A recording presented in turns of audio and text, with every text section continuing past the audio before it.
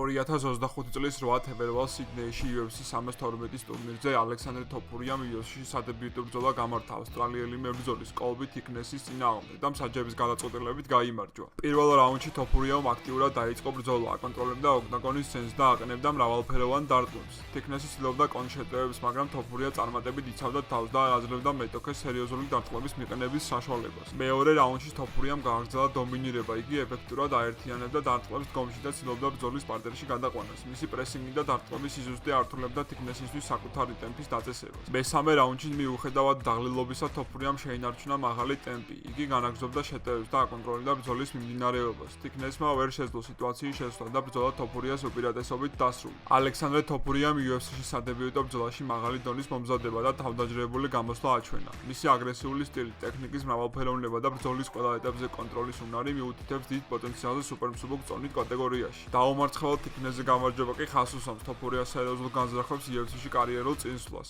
თუ მოგეწონათ ასეთი სახის ვიდეო, მოიწონეთ და გამოიწერეთ ჩვენი არხი.